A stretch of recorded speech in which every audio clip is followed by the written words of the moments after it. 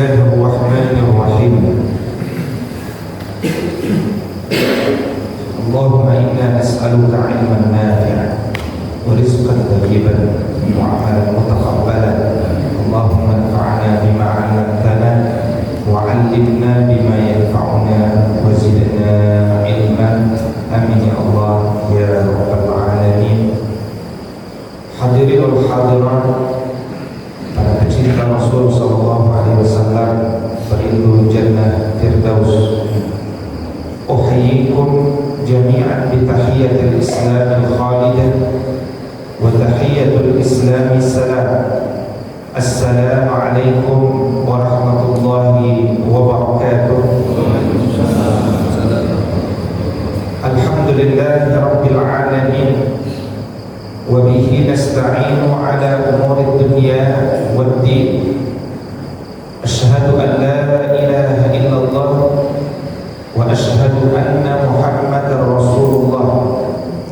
Allahumma fasalli wa sallim wa barik ala sayyidina Muhammad sayyidil mursalin wa ala alihi wa sahbihi ajma'in. Amma ba'du.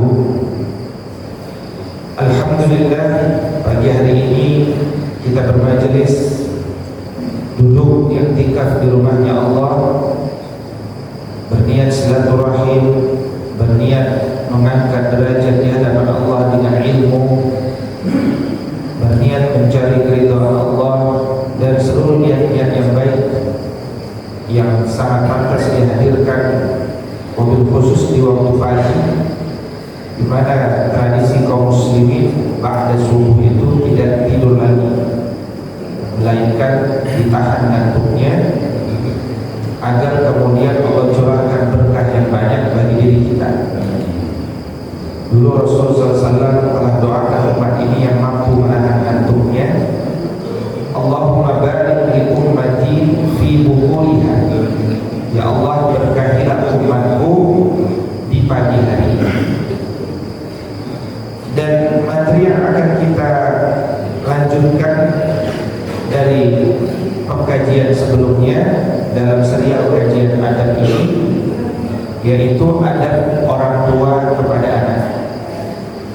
Bagi yang pada pertemuan sebelumnya belum sempat hadir, sering kalau kita sebut antara orang tua dengan anak, kalau sudah kaitan dengan adab, yang kita ingat adalah adab anak kepada orang tua. Namun yang sudah hadir pada pertemuan sebelumnya tentu telah belajar bahwa tidaklah anak kita beradab kecuali karena copy paste dari orang tuanya secara umum, kecuali dengan kehendak Allah. Kalau kita ingin anak kita tersenyum kepada kita, kita banyak tersenyum dengan anak kita. Kalau kita ingin anak kita meluangkan waktu untuk kita di usia tua kita, mari kita banyak luangkan waktu kepada anak kita ketika dia masih ada di rumah kita. Karena itu, siap tidak siap, suka tidak suka, ketika Bapak Ibu telah memiliki anak, maka pada saat itu posisi kita, kesibukannya ada yang baru, yaitu jadi pendidik atau guru. Dan pendidik itu tidak hanya diguru, tapi juga dia ditiru. Dan bagi sebagian tipe anak, visualisasi menirunya lebih kuat daripada mendengarkan guguannya. Apalagi anak laki-laki akan lebih memperhatikan kebiasaan ayahnya. Ada banyak istilah mendidik di dalam agama ini. Terkadang dia disebut sebagai tarbiyah, kadang disebut ta'lim, kadang disebut tadris. Makanya istilah pendidik itu istilah suami istri yang sudah menjadi ayah dan bunda itu Dia kadang disebut sebagai mudarris, muallim, murabbi. Ya.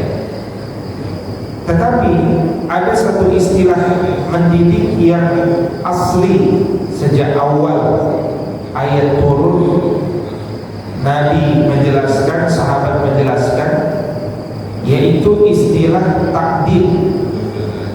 Dan karena itu gurunya disebut mu'addib, mu'addibah. Nah, bicara ada orang tua kepada anak dalam konteks ini adalah bagaimana seorang ayah dengan bunda mereka menjadi seorang mu'addib dan mu'addibah bagi anak-anak.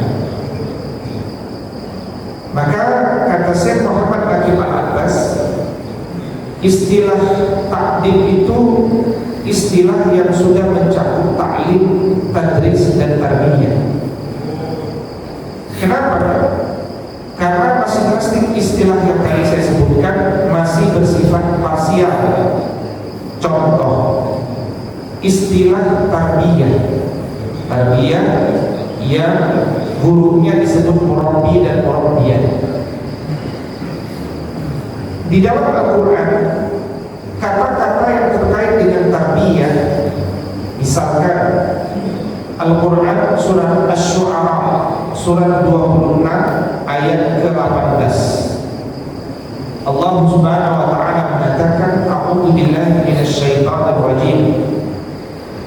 Qala alam nurabbika fina walida wa labista fina min umrika sinin. Fir'aun mengatakan, wahai Musa, bukankah kami sudah mentarbiyahmu di antara keluarga kami? Dan Musa itu bukan anak kandung Fir'aun, tetapi anak yang ditarbiyah sejak kecil. Sejak engkau masih anak-anak, kata Fir'aun, hingga engkau tinggal bertahun-tahun di istana. Ya. Apa arti bahwa kami sudah mentarbiyahmu sejak kecil? Artinya adalah kami sudah menumbuh kembangkanmu, membesarkanmu dengan gizi yang baik, dengan makanan yang baik, dengan pakaian, dengan perlindungan dari panas dan dingin, sehingga tumbuh kembangnya baik. Nah, itu yang disebut sebagai tarbiyah, yaitu mendidik anak hingga tumbuh menjadi sosok dewasa yang sehat. Contoh lain, Quran surat Al-Isra surat ke-17 ayat 24. Allah bimbing kita semuanya yang masih punya orang tua untuk jangan pernah meninggikan suara kita di atas suara orang tua kita.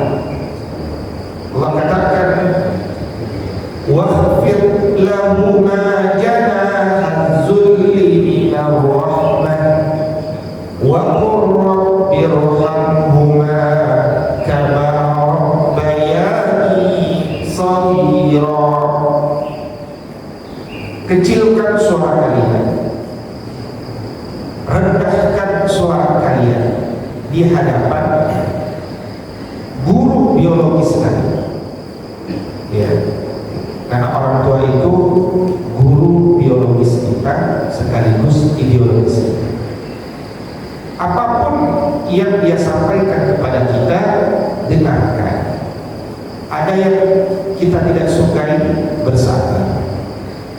Jangan sampai kita meninggikan suara di depan suara guru biologis. Kenapa? Karena yang kita kejar barokah. Yang kita kejar barokah. Apalagi ibu kita. Ya, jangan pernah membuat menangis ayah sama ibu kita. Apalagi mengusir dari rumah, melaporkan ke polisi. Ini tempatnya neraka jahanam. Jangankan bersuara lebih tinggi, melaporkan ke polisi itu jangan meninggikan suara di atas suara orang tua kita saja sudah tidak boleh. Nah, kita tidak membahas di sana, tapi kita membahas doa kita kepada orang tua kita itu apa? Rabbirhamhuma, ya Allah, sayangilah orang tua saya, kama rabbayani shaghira, sebagaimana orang tua saya rabbayani, itu artinya sudah mentarbiyah saya sejak kecil. Apa itu mentarbiyah? Dari membesarkan saya. Nah, maka kalau yang disebut mendidik anak itu cuma membesarkan, ngasih makan, ngasih pakaian, apa bedanya keluarga kita dengan keluarga non-muslim? Gak ada beda. Keluarga non-muslim juga ngasih makan, membesarkan sama. Maka bedanya keluarga muslim dengan keluarga non-muslim adalah karena kita ini tidak sekedar ngasih makan, tetapi kata Nabi SAW, engkau itu para ayah, dalam konteks hadis itu ayah. Kata Nabi, engkau belum menjadi ayah yang baik hanya karena sudah ngasih nafkah sebelum engkau meninggalkan adab yang baik kepada anak. Jelas dalam hadis ini disebutkan bahwa seorang ayah yang baik itu adalah ayah yang sampai meninggalkan adab yang baik. Artinya apa? Anak-anak itu tahu apa adab-adab yang baik, dan itu diketahui dari ayahnya. Maka pada saat itulah kita baru disebut ayah yang baik. Kalau belum, sangat besar kemungkinan, kalau istilahnya Sayyidina Umar, ayah yang durhaka. Nah, ini penting bagi kita untuk mencamkan hal ini, karena kita semuanya wabil khusus yang dikaruniai anak. Dan Nabi SAW mengatakan, "Adzabani Rabbi fa ahsana ta'dibi." Allah sudah mendidik adab kepadaku dan memilihkan kurikulum adab yang terbaik untukku. Maka istilah adab itu sudah keluar dari lisan Nabi sejak awal. Makanya kalau dilihat ayat mana yang terkait dengan jelas menegaskan tentang pentingnya takdim atau adab itu, biasanya kita akan merujuk Quran surat At-Tahrim surat 66 ayat 6. Ketika Allah Subhanahu wa taala mengatakan, "Ya ayyuhalladzina amanu," wahai orang-orang yang beriman, "qu anfusakum wa ahlikum nar." Jaga diri kalian, jaga keluarga kalian dari api nerakanya Allah. Apa yang disebut jaga keluarga kalian? Kata Sayyidina Ali ibn Abi Thalib radhiyallahu ta'ala anhu, jaga keluarga kalian itu tafsirnya, dan Sayyidina Ali sebaik-baik penafsir karena murid Nabi, addibuhum wa 'allimuhum. Tafsirannya adalah kepada setiap ayat, tegakkan adab di rumah, baru ajarkan ilmu. Dari situlah kemudian muncul berkembang satu pemikiran Islami. Misalkan Sayyidina Umar dulu mengatakan, ta'addabu summa ta'allam, adab dulu baru ilmu. Kenapa adab dulu baru ilmu, bukan ilmu dulu baru adab? Karena ilmu itu milik Allah, al-ilmu minallah, dan ilmu dari Allah diproses, dicari, dikejar, diraih. Al-ilmu bita'allum, dia diproses dengan belajar, dan belajar itu butuh mu'allim, butuh guru.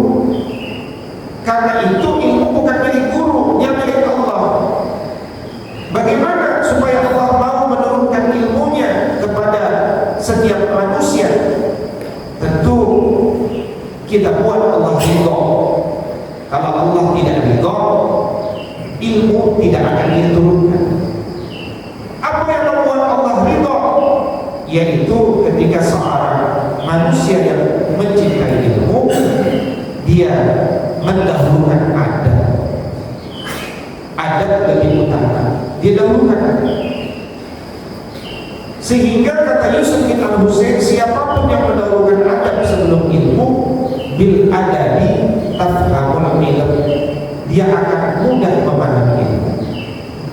Dalam bahasa yang lain, kalau dibedahlah kitab At-Tibyan fi adabi hamalatil Qur'anil Karim, penjelasan tentang adab-adab berinteraksi dengan Al-Quran yang ditulis oleh Imam Nawawi rahimahullah ta'ala. Kata Imam Nawawi, logikanya begitu. Kalian perhatikan air sungai, dia tak pernah mengalir ke tempat yang lebih tinggi kan? Air itu selalu mengalir ke tempat yang lebih rendah. Demikian pula ilmu tak pernah mengalir turun kepada manusia yang jiwanya tinggi hati, sombong. Kalau manusia itu tinggi hatinya, ilmu tak bisa turun, karena ilmu tak bisa naik kepada orang yang jiwanya tinggi. Kali kalau kita sudah punya guru, apapun arah dia ikuti. Bahkan sesekali mungkin guru kita salah, dia menuduh kita telah melakukan sebuah kesalahan karena penglihatannya, padahal hakikatnya bukan begitu, dan itu sebuah kehinaan bagi harga diri manusia. Tapi para penuntut ilmu itu diajarkan oleh para orang-orang besar, guru-guru di masa dulu, sebagaimana dalam kitab At-Tibyan itu, meskipun engkau tidak bersalah, tapi guru memarah untuk sesuatu yang engkau tidak lakukan, dijelaskan guru tidak mau tahu, maka engkau tetap minta maaf kepada guru, karena engkau berharap ilmu turun dari Allah melalui dirinya. Dan itu kehinaan. Tapi kata Imam Syafi'i rahimahullah ta'ala, engkau bersabar dalam kehinaan menuntut ilmu, engkau akan mulia ketika engkau mengajarkan ilmu. Dari situlah kemudian orang-orang besar dulu rahasianya kenapa mereka menjadi sosok yang ilmunya seperti tidak terbatas, menguasai berbagai cabang disiplin ilmu, ternyata karena mereka mencintai adab, sehingga membuat Allah ridho. Itu rumus. Itu rumus. Mereka yang tidak setuju dengan rumus ini, mereka kelihatan seperti berilmu, tapi mereka tak punya adab. Tak punya adab itu dalam bahasa Persia disebut biadab. Bi itu tanpa, bi itu tak memiliki, biadab itu tak memiliki adab. Diserap dalam bahasa Indonesia jadi biadab. Nah, hadirin hadirat, suatu ketika Nabi SAW masih tetap dengan konteks kosakata adab atau ta'dib. Nabi mengatakan begini, wahai sahabatku, adibu auladakum ala salasi kisal, didik adablah anak-anakmu, awali dengan 3 perkara. Awali dengan 3 ilmu. Ya, jadi didiklah adab anak-anakmu dengan 3 perkara. Apa itu? 1, hubbi nabiyikum, cintailah keluarga kalian, cintailah nabi kalian. Siapa yang mengajarkan? Bapak. Nah, kita punya Nabi Muhammad SAW. Beliau ini Nabi ke-124.000. Beliau ini khatamun nabiyyin, dia penutup para nabi. Engkau cintai Nabi. Nah, itu kalimat paus dan tangan kita. Kemudian ajarkan bagaimana cara mencintai Nabi. Banyak bersolawat kepada Nabi di malam Jumat dan di hari Jumat. Bagaimana mencintai Nabi? Dengan mendahulukan semua perkataan Nabi di atas hawa nafsu kita. Bagaimana mencintai Nabi? Dengan mencintai siapapun yang mencintai Nabi. Bagaimana mencintai Nabi? Dengan menghafal nasab Nabi. Bagaimana mencintai Nabi? Dengan banyak membaca pesan-pesan Nabi dalam As-Sunnah. Bagaimana dengan mencintai ahlul baitnya Nabi. Nah itu turunannya pun diajarkan oleh ayat kepada anak-anak. Kenapa? Lagi-lagi kalau Allah sudah ridho, Rasul pun ridho, itu ilmu gak usah diminta Allah ajarkan. Dalilnya jelas, wattaqullaha wa yu'allimukum. Bertakwa kepada Allah, Allah yang akan ajarkan kalian. Banyak orang belajar 24 kali 7 jam, tapi dia tak punya adab, gak dapat dia ilmu. Dia tak terpandang di pandangan manusia. Maka buat Allah ridho, buat Nabi ridho. Dan Nabi mengatakan siapapun yang bersolawat kepada Nabi, Nabi hadir untuk bersolawat kepadanya. Dan setelah Nabi bersolawat kepadanya, Allah pun akan bersolawat kepada orang yang bersolawat kepadanya.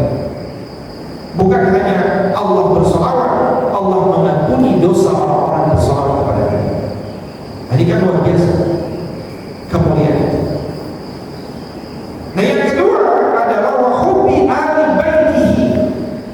Nah cintailah ahli baitnya Nabi, ya, keturunan Nabi syarifah, ya, para syarifah, para syarif. Cintai para keturunan Nabi SAW. Yang ketiga adalah wa tilawatil Quran. Engkau belajar Quran. Baik, belajar Quran ini berat, melelahkan. Kalau anak kelas 1 SD 6 bulan pertama belajar Iqra belum selesai, itu juga paling Iqra 1, Iqra 2. Semester 2 Iqra 3, Iqra 4. Semester 3 atau kelas 2 Iqra 5 sampai 6. Itu maksimal. Insya Allah kalau ikut proses itu selesai itu 1,5 tahun belajar tajwid dan tahsin, ya kan? Setelah itu dia menghafalnya. Setelah itu dia mencoba mentadabburi surat-surat pilihan dan ayat-ayat pilihan dan doa-doa pilihan yang ada di ayat di dalam Quran. Nah itulah kesibukan kita nih kepada anak-anak kelas 1, kelas 2, kelas 3, mendekatkan mereka dengan Quran dengan pilihan-pilihan kosakata, sehingga anak itu mendapatkan kata-kata baik. Kalau anak sudah dibiasakan dengan kata-kata baik dari Allah, itu barokahnya dapat, insyaallah. Tapi begitu kita tidak biasakan dia berkata-kata baik, dia juga akan berkata-kata dengan pendengarannya di lapangan, perumahan, dengan kata-katanya yang dia dengar dari televisi. Apalagi kalau orang tua tega-teganya memberikan handphone kepada anaknya, dia akan mendapatkan kata-kata buruk seperti anjir, anjay, dan istilah-istilah lainnya yang ternyata difasilitasi oleh ketegaan ayah dan bunda. Dan dengan demikian pada saat itu kita beradab dengan anak kita? Tidak. Kenapa? Karena anak kita belum bisa membedakan bainal haqqi wal dhalal, bainal birri wal islam, bainal nuri was sa'adah, bainal adli was zuluman. Belum bisa bedain. Kita kasih alatnya, selesai. Maka tegakkan adab kita kepada anak-anak kita. Dan adab itu dalam bahasa kita bukan sopan santun. Adab itu adalah kedisiplinan.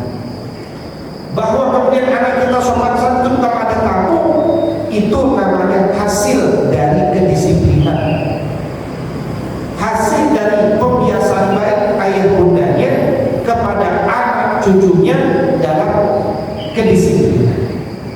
Salah satunya adalah buahnya dia sopan santun kalau di tengah masyarakat, kan begitu. Jadi adab itu bukan hanya sopan santun, tapi sopan santun adalah buah dari adab.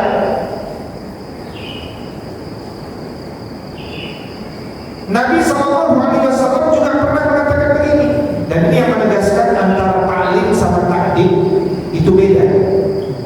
Kata Nabi begini, alimu auladakum wa ahlikumul khair wa addimuhum. Ajarkanlah anakmu, ya, dan keluargamu ilmu satu kebaikan dan didiklah mereka dengan adab. Jadi ada kalimat alimu, ada kalimat adibu. Contoh orang tua yang beradab di masa lalu, yaitu kita bisa ambil contoh ibunya Imam Malik bin Anas. Imam Malik luar biasa, ini ulama besar, pemimpin mazhab kalau hari ini. Tinggal di kota Madinah, tak pernah keluar rumah, tak pernah keluar kota Madinah kecuali haji dan umrah. Selebihnya hidupnya hanya berbuka dengan ilmu, tak pernah keluar negeri manapun. Ya, ini Imam Malik bin Anas. Dulu Imam Malik bin Anas ini cita-citanya adalah pengen jadi penyanyi, pemain musik, ya, penyanyi. Tapi orang tuanya bekerja sama, ayah sama bunda mengubah mindset anaknya. Di antara kalimat bunda yang berkesan adalah, wahai Malik, wajahmu ini bukan wajah penyanyi. Tak ada yang mengundang kamu nanti kalau kau jadi penyanyi. Maka Malik kecil itu mengatakan, kalau tak ada yang mengundangku, ngapain aku jadi penyanyi? Akhirnya dia pun sadar, singkat cerita dia menuntut ilmu. Siapa guru yang dipilih oleh pemuda bernama Malik bin Anas ini? Dia pilih belajar pertama kali dengan seorang guru bernama Rabi'ah, ya, bernama Rabi'ah. Maka dia bilang sama ibu, Umi, saya mau belajar sama Rabi'ah. Mungkin kalau orang tua hari ini ada anak yang ingin belajar ngaji dengan seorang ustaz, mungkin kita bilang, ya sudah, berangkat kamu ayah, belajar baik-baik ya. Nah, mungkin begitu, ya. Tapi tidak dengan ibunya Malik. Apa kata Imam Malik? Apa kata ibunya Imam Malik? Wahai Malik, kalau betul kau pengen belajar, pantaskan dulu dirimu. Kenapa? Apa yang tak pantas dari fisikku? Pakaian beresin dulu, ya. Karena ilmu itu mulia tinggi. Dia hanya akan dijemput oleh orang-orang yang memuliakan ilmu. Jangan kau belajar pakai kaos oblong, pakai singlet, akhirnya begitu, ya. Tunggu biar Umi belikan, dibelikanlah dia baju gamis, dibelikanlah dia peci, dipakaikanlah setelah peci itu imamah, ya.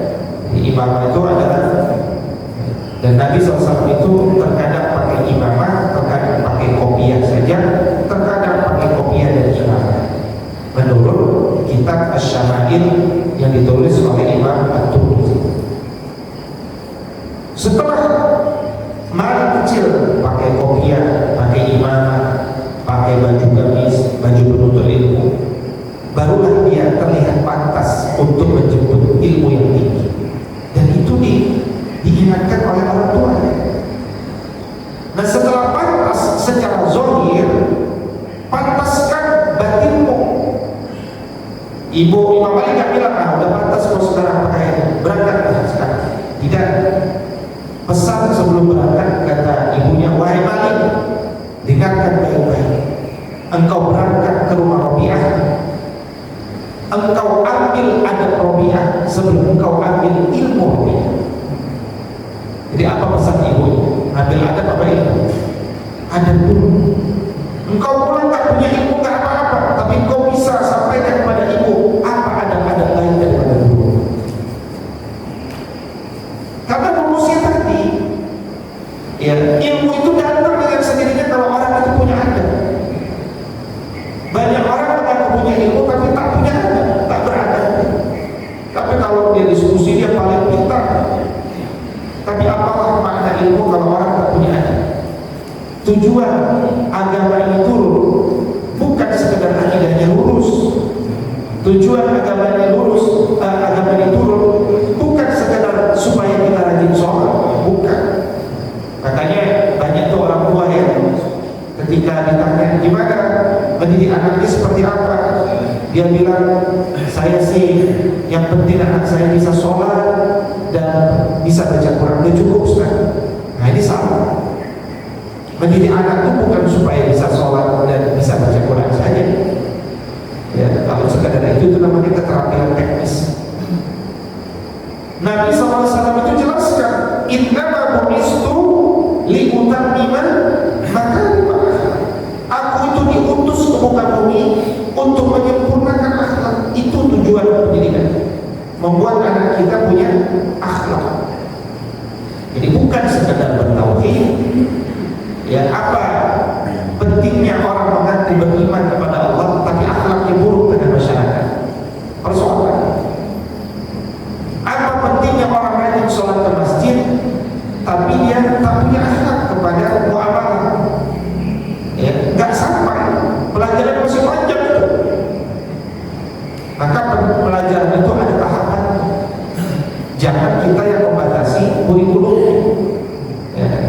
Nah, yang membatasi itu orang tua. Misalkan tadi, galah yang penting kamu bisa sholat sama bisa baca Quran cukup. Itu namanya formalitas aja. Atau ada lagi orang tua lain mengatakan, udahlah yang penting kamu nggak usah belajar apa-apa, hafal Quran saja. Coba bayangin kalau orang Indonesia hafal Quran doang dari SD, SMP, SMA, kita nggak belajar apa-apa, hafal Quran saja. Ya, apa yang terjadi? Resikonya kalau orang hafal Quran saja, nalarnya rendah, akhlaknya buruk, sholatnya tak benar.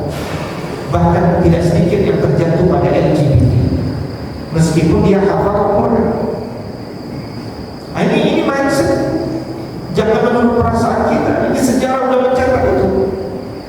Ya, memangnya yang memilih jalan Syiah, Khawarij, Mujassimah, Musyabbihah itu bukan penghafal Quran.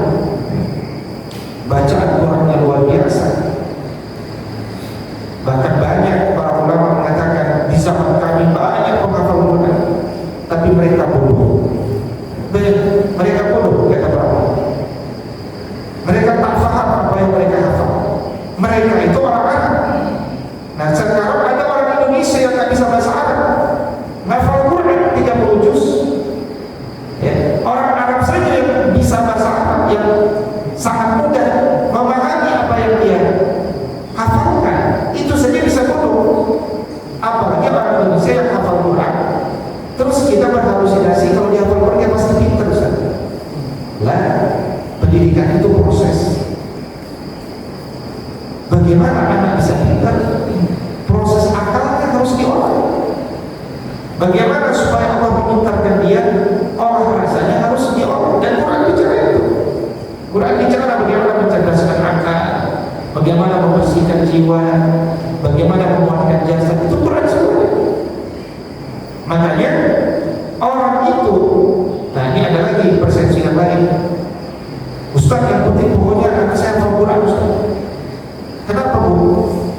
Ya supaya dia bisa kasih mahkota dan baju sutra buat saya, Ustaz. Terus saya tanya, ibu punya orang tua? Punya, Ustaz. Masih hidup? Masih. Ibu gak mau ngasih mahkota sama orang tua? Apa katanya? Berat, Ustaz. Berat. So, mikir. Dia saja gak mau ngasih mahkota sama orang tuanya. Dia paksa anaknya ngasih mahkota sama dia. Egois banget. Nah, tapi persoalan bukan situ. Persoalannya bukan bab pertama dari kitab Al-Qidiyah. Imam An-Nawawi bilang, siapalah yang ngasih mahkota sama baju sutra itu? Adalah para sahibul Quran, ahlul Quran, yang dia beramal dengan apa yang ada di dalam Al-Quran. Jadi garis bawah kata beramal itu. Coba saya tanya, sahabat Nabi semuanya hafal Quran kan? Enggak. Terus emang sahabat Nabi nggak kasih mahkota dalam hal itu ya? Ya kan? Begitu para penghafal Quran banyak yang terbunuh di medan jihad, barulah Khalifah bunda-bunda, ya kan? Abu Bakar bunda, Umar bunda. Kok hafal para penghafal Quran banyak wafat? Gimana? Ayo kita tulis Quran supaya dia tidak hilang dari hafalan orang. Kan begitu?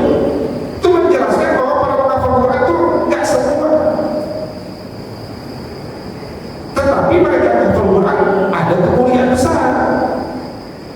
Tetapi kalau kita ingin berbakti sama kedua orang tua kita, bukan sekedar hafal Quran,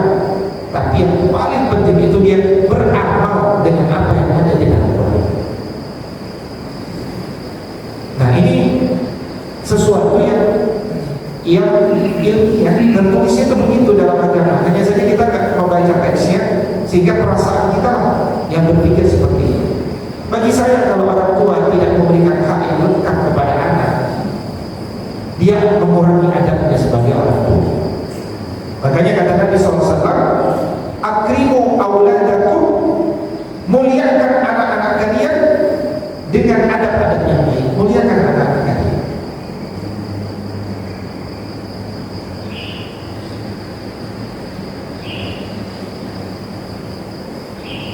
Baik, hadirin wal hadirat, sebelum saya lanjutkan, sampai di sini ada pertanyaan?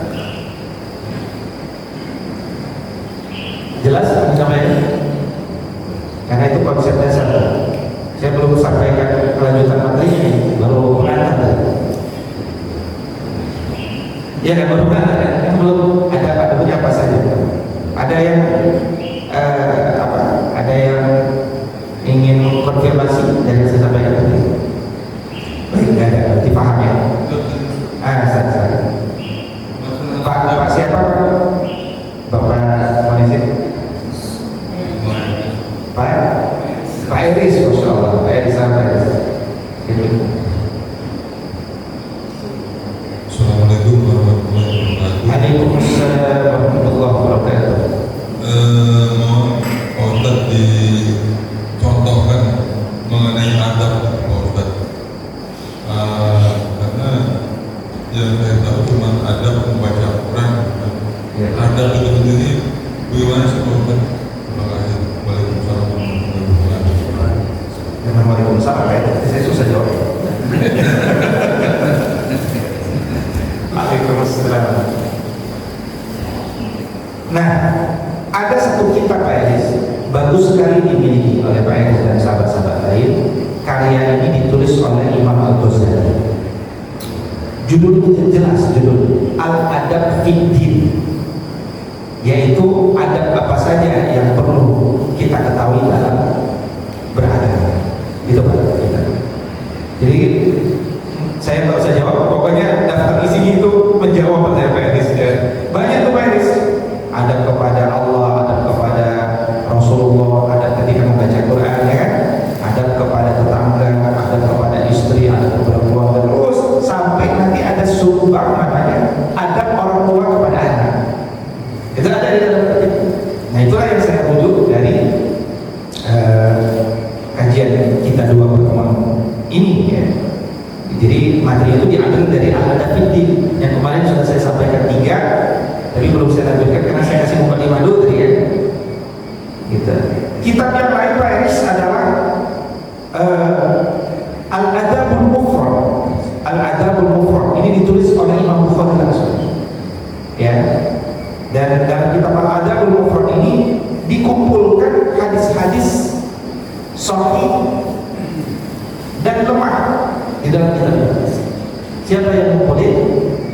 Yaitu Imam Bukhari. Imam Bukhari tahu ada hadis sahih, ada hadis dhaif, ya, ada hadis hasan. Tapi dia kumpulin tuh dalam kitab Al-Adabul Mufrad. Itu artinya apa? Hadis-hadis dhaif itu jangan dibuang. Ya, karena Imam Bukhari saja tak pernah membuang hadis dhaif. Dia cuma ngasih tahu hadis ini dhaif, tapi nggak dibuang. Pertimbang kitab itu hadis dhaif banyak. Nah, sementara banyak orang belajar ilmu, sebagian sahabat-sahabat itu dibuang hadis dhaif. Pada dibuang hadis dhaif. Sampai hadis Adabul Mufrad aja dibuat kitab yang baru seperti itu. Sahih Adabul Mufrad. Ya. Jadi Adabul Mufrad yang sudah ditulis Imam Al-Bukhari, yang paling tahu mana hadis sahih, mana hadis dhaif. Itu diseleksi lagi sama orang ini, dibuat hanya hadis-hadis sahih. Dhaifnya dibuang semuanya. Bapak Ibu, Imam Bukhari tahu dia punya karya namanya Sahih Al-Bukhari, 5.000 hadis dia susun, gitu kan? Ketika dia membuat kitab lain ada hadis dhaif di sana, itu menjelaskan secara jelas bahwa hadis dhaif jangan dibuang. Apalagi kalau hadis dhaif itu tujuannya untuk motivasi amal. Karena sedhaif-dhaifnya hadis tetap punya potensi dia datang dari Nabi SAW. Wabil khusus kalau dia punya syawahid penguat dari banyak jalur. Gitu. Ya, penguat dari banyak jalur. Contoh hadis tadi, "Adzabani Rabbi fa ahsana ta'dibi." Itu hadis kalau dilihat dari satu jalur dhaif. Tapi kalau sudah dilihat dari 6 jalur yang berbeda, terangkat dia jadi muttasil, ya, tersambung kepada Nabi SAW. Maka dalam dua hadis itu butuh adab juga kan ya. Banyak orang belajar hadis tak beradab, dibuangkan hadis-hadis dhaif. Kitab-kitab yang udah bagus jadi kecil, tipis-tipis. Nah, cuma hadis sahih doang kan, hilanglah motivasi awal. Ya. Nah, tadi pertanyaannya adalah bagaimana adab-adab orang tua kepada anak itu kan? Apa saja yang harus dilakukan? Nah, tentu jawaban yang paling baik adalah membaca kitab itu. Nah, khusus menurut Al-Ghazali di dalam kitab Al-Adab Fiddin tadi, beliau menuliskan tidak dalam poin per poin, tapi dalam paragraf ya. Tapi dari paragraf itu saya jadikan poin per poin. Ada 7 poin. Ada 7 poin yang bisa diambil dari kitab Al-Adab Fiddin. Tentu nanti ini bisa ditambah dengan kitab yang lain, tapi mobil khusus dari kitab Al-Adab Fiddin. Yang pertama adalah orang tua itu hendaknya menghormati, memuliakan anaknya. Ya, nah kalau Imam Nawawi, Imam Abu Hamid Al-Ghazali bilang gitu, nyambung tuh sama tadi hadis Nabi, akrimu auladakum, muliakan anak-anaknya. Kok anak dimuliakan dia? Kenapa? Karena anak itu titipan Allah. Anak itu amanah dari Allah. Anak itu ya memang beban ya, beban. Tapi agama mengatakan la yukallifullahu nafsan illa wus'aha. Allah itu tidak membebani kita dengan anak kecuali insya Allah kita harus yakin kita pasti bisa menjadi ayah. Gitu kan? Allah kasih beban istri sama kita, alhamdulillah. Allah kasih beban bukan yang satu anak, banyak anak, alhamdulillah. Bahkan kita pun produk-produk dari orang tua kita yang mungkin bersaudara lebih banyak, tapi semuanya hidup. Kenapa? Karena orang tua dulu tak pernah mengeluhkan dengan kehadiran. Nggak pernah dia bilang gara-gara kamu saya jadi miskin. Justru dia mengharapkan barokah dari setiap anak. Nah, kalau kita sudah memuliakan anak kita, kita pasti akan sabar menghadapi dia. Nah, sabar menghadapi dia itu adalah buah karena kita memuliakan dia. Misalkan anak kita itu suruh sholat subuh ke masjid, tak mau dia. Nah, sabar itu artinya bukan berhenti nyuruh dia sholat, terus dorong dengan berbagai upaya. Makanya Allah mengatakan wa'mur ahlaka bis-shalah wastabir 'alaiha. Kata Allah, perintahkanlah anakmu sholat, tapi sabar ya. Kalau Allah bilang sabar ya, dengan pertanda Allah sudah tahu tidak semua keluarga mudah untuk anaknya sholat, apalagi tidak dibiasakan sejak kecil, ya kan? Tapi terus bersabar dengan berbagai hikmah yang kita bisa berikan. Targetnya sholat. Nah, kata Imam Nawawi, kata Imam Al-Ghazali tadi, kalau seorang ayah sudah menghormati anaknya, satu, ini jangan bicara enggak Ustaz, anak dong harus menghormati ayah. Nah, ya kan, itu masih ada dua. Itu enggak salah, benar. Tapi ini kan kita sedang bicara konsolidasi para orang tuanya kemudian. Kalau kita ingin anak kita tersenyum, kita banyak senyum sama anak kita. Itu rumusnya. Kalau kita ingin anak hormat sama kita, kita hormati anak kita. Gitu. Ya, ada beberapa video tuh ya, ketika anaknya lulus jadi tentara perwira di Akmil, ya kan? Begitu di wisuda, bapaknya kasih bapak sama, ya kan? Ini soalnya dia hormat bapak anaknya. Kenapa dia hormati anak? Karena dia tahu di Akmil itu susah, ya kan? Di Akmil itu bangun pagi atau bangun siang? Bangun pagi. katanya aku kan ada sholat subuh dulu. Sekarang sholat subuh, sarapan, itu ya, olahraga, belajar, olahraga lagi, belajar, semuanya kasih tugas. Ada yang ngeluh-ngeluh, anak-anak, jangan saya nggak mau bangunan. Coba aja saya dia bilang kamu bangunan. Kalau nggak habis itu keluar kau dari sini, pulang kampung, kan begitu. Jadi orang nggak ada. Jadi orang di antara tipikal orang yang paling disiplin tentara. Nah pertanyaannya, bisa nggak kita buat itu di rumah kita? Dan itu disiplin. Kita nyuruh bangun anak kita. Kalau Akmil berhak nyuruh anak itu bangun, kenapa? Akmil bayar dia, ya kan? Akmil kasih makan dia. Nah, filsafatnya sama kita. Kita kasih makan anak kita. Kita kasih kamar buat dia. Bahkan handphone kita kasih kalau udah besar, motor kita kasih. Terus dia tidak taat sama kita. Nah itu kalau ibarat dia berhenti pulang kampung. Gitu. Itu anak kita sama dia. Kenapa? Karena hidup di luar rumah nggak seenak di dalam rumah. Dalam rumah dia minta sama maknya, mak makan nasi goreng dong mak. Buatin, kan itu. Maknya malas dia pesan gojek, datang tuh nasi goreng. Coba dia keluar rumah, kita udah meninggal, ibu udah meninggal, dia ngomong sama di luar rumah, minta nasi goreng dong, nasi goreng. Ada datang nasi goreng? Tak ada. Akhirnya tak ada yang datang, dia mau buat nasi goreng. Bisa dia buat nasi goreng? Dan bisa juga anak pernikahan nasi makan buat nasi goreng. Nah itu ilustrasi bahwa pendidik itu membuat anak kita siap keluar rumah untuk hidup dulu. Itu namanya life skill. Yang kedua, untuk hidup dengan benar, itu namanya soft skill. Dan itu ada kita. Selama kita masih hidup, kita tolakkan, nah gini cara hidup, nah gini metode hidup, ini nilai-nilai hidup. Kita sudah meninggal, dia ikuti, jadi jariah buat kita. Hadir tuh.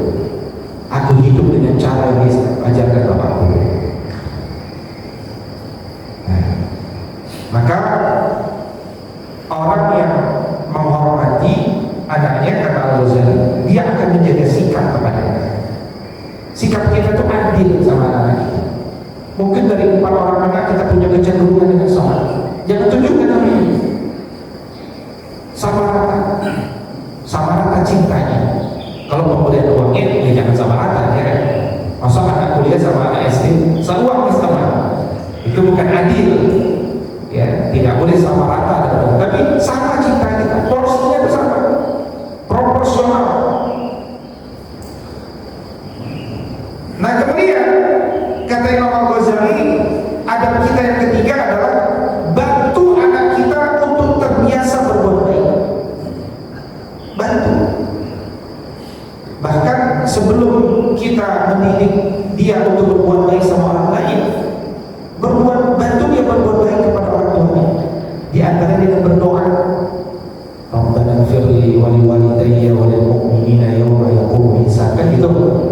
Coba tanya anak kita, nah, kau baca dulu doa, Rabbana firli, lanjut. Coba, saya yakin sebagian anak kita yang belum bisa.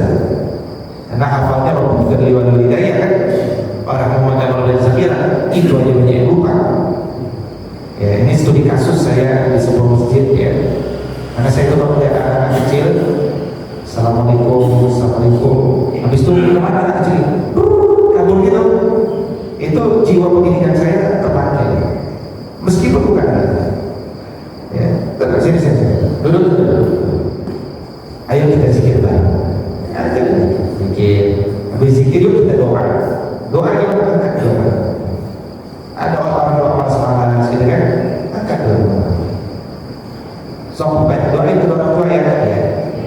Apa bunyi doanya? Ini anak kelas 6 SD, berarti dia udah lulus ya. Bukan SD Islam swasta, bagus SD di Depok. Baca doa untuk orang tua. Apa saja? Nah, ya kan? Oh mungkin dia deg-degan karena saya nanya. Masih usul saya. Rabbi ya Rabbi firli wa liwalidayya. Lupa aja. Apa kesimpulan saya sebagai pendidik? Bukan lagi segan sama saya. Memang udah kelamaan baca doa.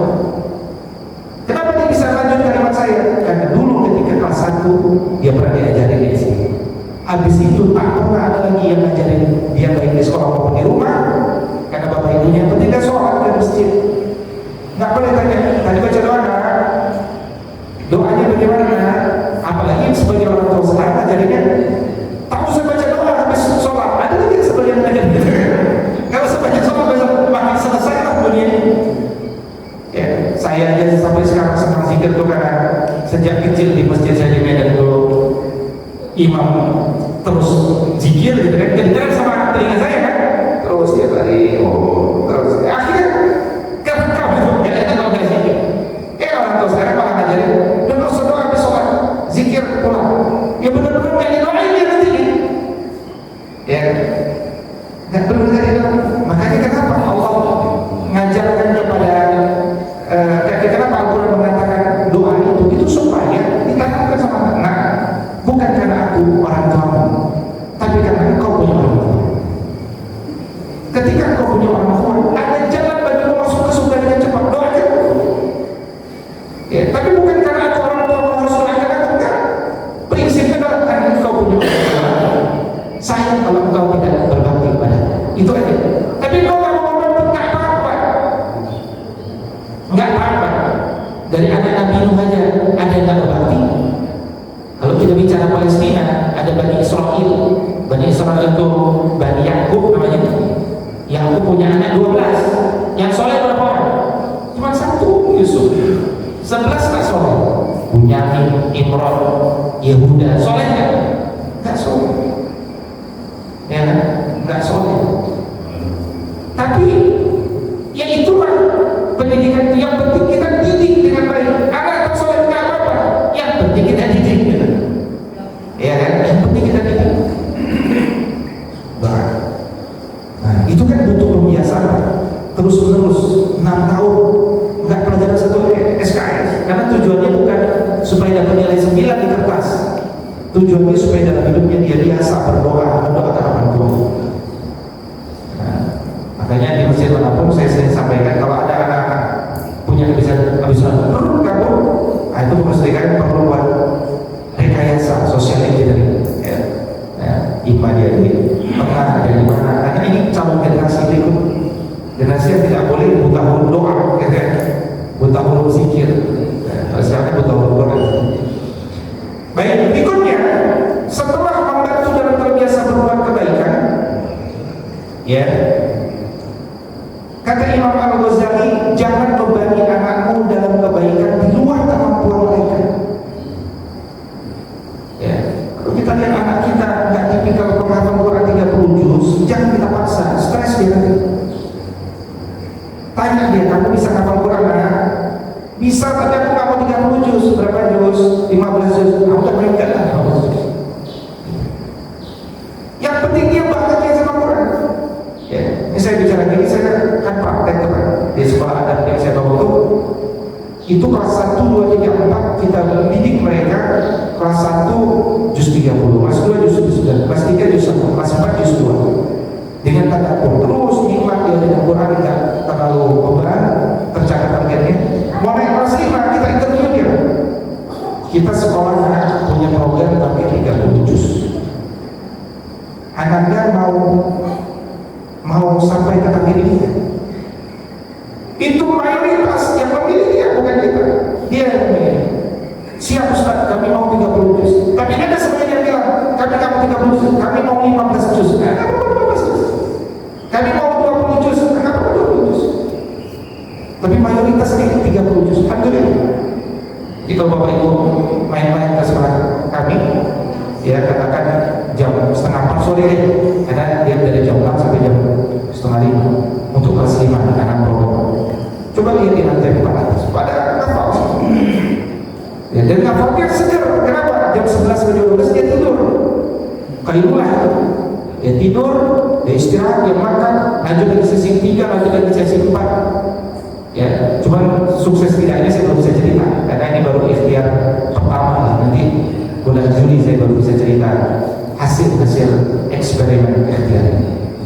Ya, kata kuncinya apa tadi? Jangan membebani anak kita dengan sesuatu yang dia belum cintai. Ya, nah, saya buat video tadi contoh ini kan teori sama praktek harus saya sampulkan.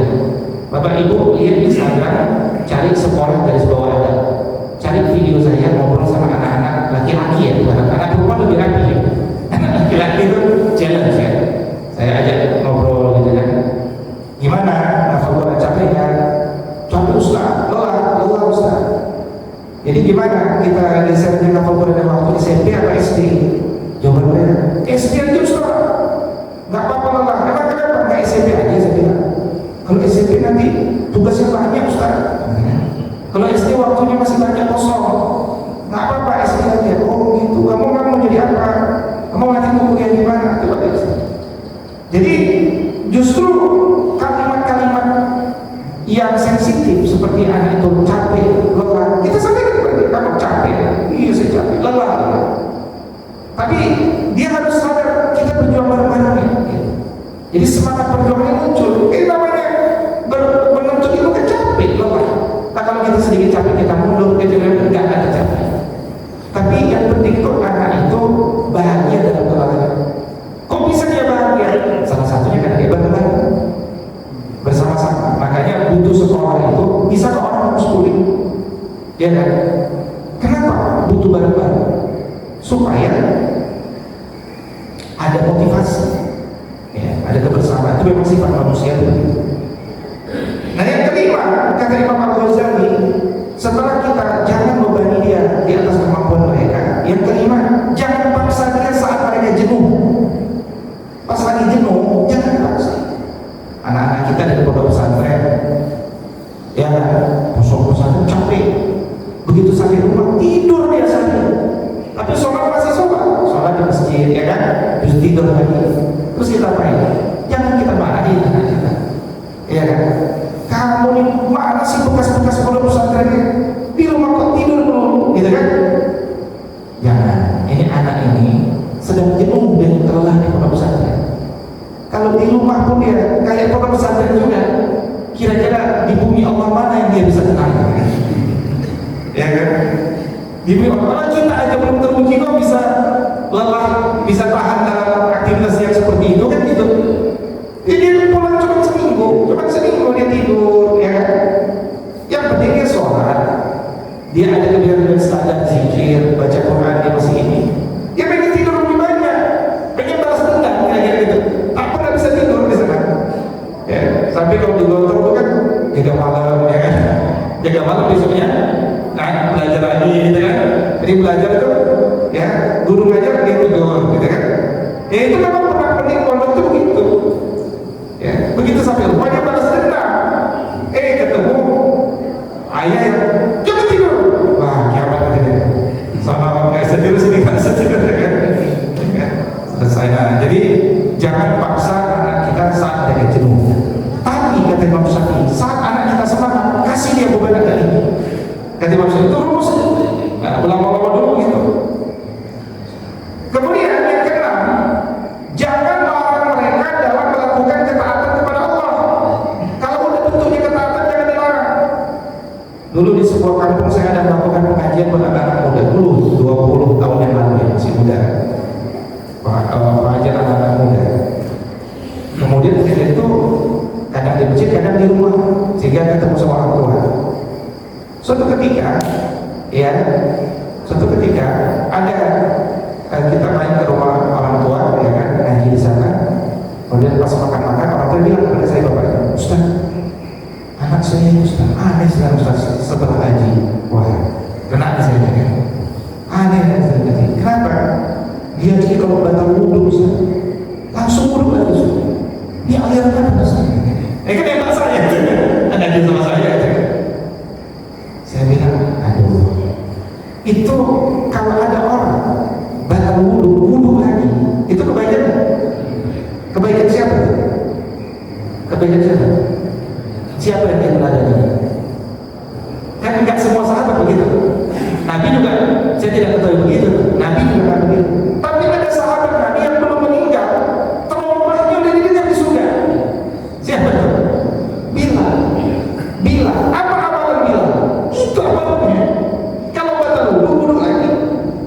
Ya kan? Jadi selama itu kebaikan, meskipun beda sama pertemanan, nggak ada tuh gitu kan. Saya juga nggak pernah ngajar yang ngaji sama saya kalau batal wudhu lagi gitu kan. Saya juga baru tahu di rumah itu gitu kan. Nah, kalau kita lihat anak kita punya kecenderungan khusus, ya jangan kita tuduh dia ikut aliran apa. Ya kan? Misalkan Bilal latihannya kalau wudhu batal wudhu. Ada lagi anak Abdullah bin Umar sejak umur 13 tahun nggak pernah menggari tahajud kan Abdullah bin Umar. Nggak semua anak muda kayak ini, dia beda sendiri nih. Ya kan? Ada lagi Abdullah bin Abbas sejak kecil udah senang menafsirkan Quran. Nggak semua anak ini. Masing-masing anak itu punya kelebihan. Nah, selama itu kebaikan, jangan larang dia dalam berkata. Ini kata Imam Al-Ghazali. Yang terakhir yang ketujuh, jangan buat anak kita sengsara karena pendidikan yang salah. Kita dokter, anak kita harus jadi dokter. Jangan. Saya militer, Andika militer kan? Andika militer, anaknya ada nggak jadi tentara? Nggak ada. Anak Andika ada jadi tentara. Ya, saya tentara, kamu harus jadi tentara. Nggak harus. Dekati boleh, kenalkan boleh, tapi anak kita jangan sampai ada itu dulu. Anak dipaksa jadi dokter, lulus jadi dokter, sertifikatnya dikasih sama ibu, ini sertifikatnya kan ibu yang mau jadi dokter, mau yang saya mau yang saya jadi dokter kan, ini dia sertifikat, saya nggak mau jadi dokter, udah dapat sertifikat, ya. Nah, ini jangan seperti itu. 7, udah 7 dan sudah 5.40, sudah 15 menit setelah terbit matahari. Alhamdulillah tugas saya mengantarkan Bapak Ibu sampai waktu subuh sudah tertunaikan. Jelas semua Bapak Ibu? Pasti pada pertanyaan lagi kan? Nah, karena ada kira-kira demikianlah materi kita pada pagi hari ini. Mudah-mudahan bermanfaat dan saya doakan Bapak Ibu sehat selalu,